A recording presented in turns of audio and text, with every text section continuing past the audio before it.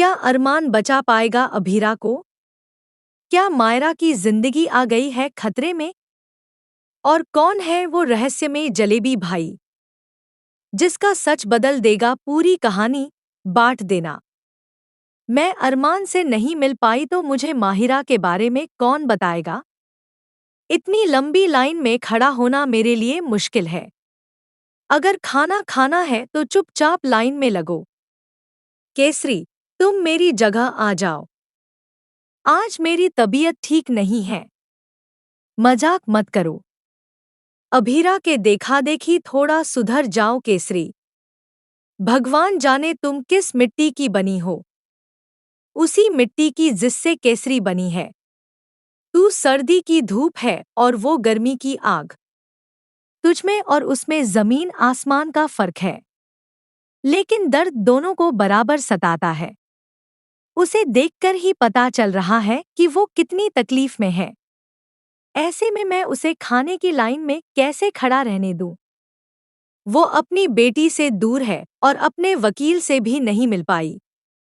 ऐसे में तू औरों के लिए भी सोचती है, क्योंकि शराफत शर्तें देखकर नहीं की जाती। ऐसा नहीं है कि मैं लाइफ में खुश रहूं तभी मदद कर पाऊं। चाहे मैं किसी भी हाल में रहूं, अगर मुझसे किसी की मदद हो सकती है तो मैं पीछे नहीं हटूंगी। अब हवन शुरू करेंगे। पंडित जी कहते हैं, यह पूजा आप और आपकी धर्मपत्नी के लिए रखी गई है। लेकिन अरमान इनकार कर देता है। गीतांजलि उसे मनाने की कोशिश करती है। अरमान गुस्से से कहता है, तुम मेरी प्रायोरिटी नहीं हो, मेरी प्रायोरिटी अभीरा है।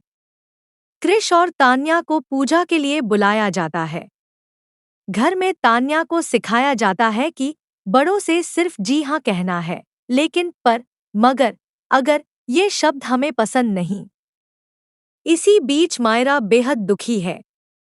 वो सोचती है, पापा ने अपना प्रॉमिस तोड़ा, मम्मा को वापस नहीं लाए, नीतू से शादी कर ली और मुझसे झूठ बोला। अब वो नीतू के साथ पूजा कर रहे हैं, मम्मा को भूल गए। लेकिन मेरे लिए मम्मा सबसे ज्यादा इम्पोर्टेंट है। अब मैं खुद उनसे मिलने जाऊंगी, उनके लिए कपड़े और खाना लेकर, ताकि वो खुश हो जाएं। मायरा चुपचाप बैग लेकर घर से निकल जाती है। वो कहती है, मम्मा मैं आ रही हूँ। अरमान जेल पहुंचता है, लेकिन उसे अभीरा से मिलने की परमिशन नहीं मिलती।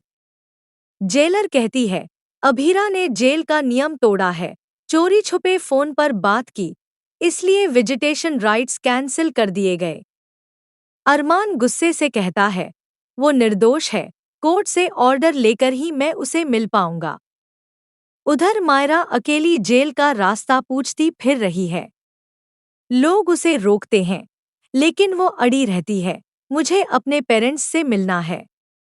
इसी बीच जेल में जलेबी भाई का राज खुलता है।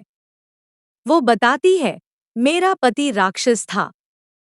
उसने मासूम लड़कियों की जिंदगियां बर्बाद की और सारा इल्जाम मेरे सिर मढ़ दिया। मैं बेगुनाह थी, लेकिन सबने मुझे जलेबी भाई बना दिया। फैमिली में सब सदमे में हैं।